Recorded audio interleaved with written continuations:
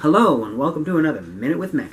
I'm Matt with New Life Church, and I'm continuing our short Bible study on the book of Matthew.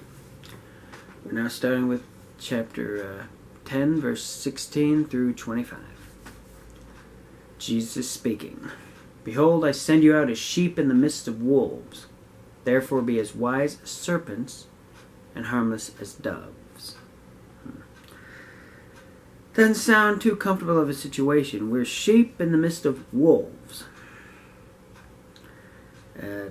Traditionally, wolves are stronger than sheep and more violent than sheep.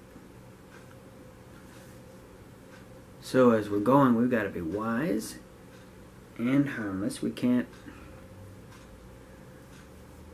start violently trying to make someone get saved. Can't grab them, beat them up, drag them into church. Harmless. You know, once someone is on the offensive, no words you say will penetrate their heart. We got to be wise. Verse 17, but beware of men, for they will deliver you up to the Sanhedrins, and they will scourge you in their synagogues. And you shall be brought before governors and kings for my sake, for a testimony against them and the nations. See, sometimes people will betray you. Our hope can't rest in people.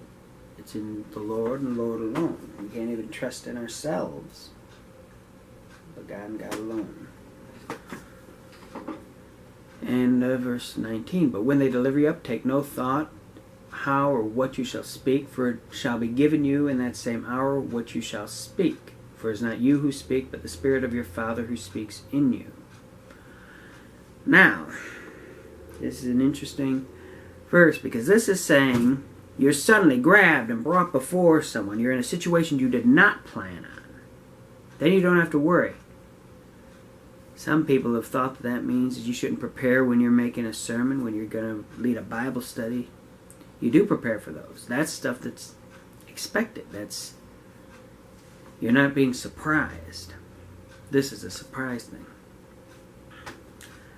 It's not an excuse to be lazy about preparing. Verse 21, and brother will deliver a brother to death, and the father his child, and children shall rise up against their parents and cause them to be put to death. And you will be hated of all men for my name's sake, but he who endures to the end shall be kept safe.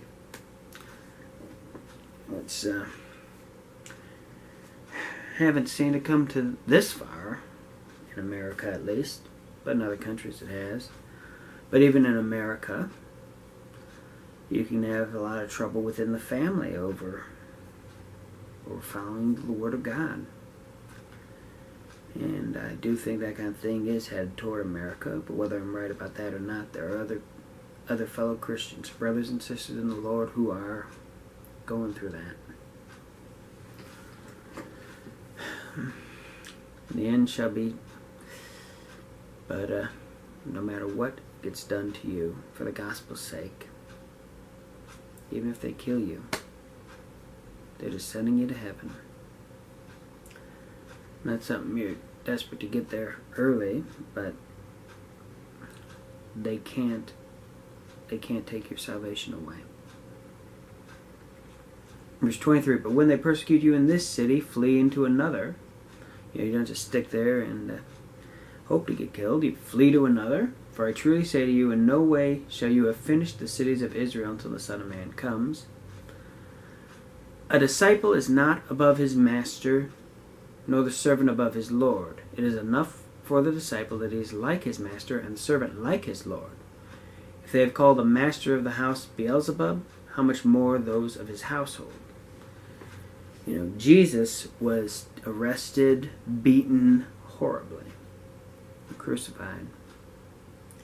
Why should we think that we deserve better than that? We don't. If we don't have to go through that, then we are fortunate. There are those who are going through that right now. So my suggestion is, when you pray, make sure to mention them in your prayers. Thank you for listening, and may God bless you.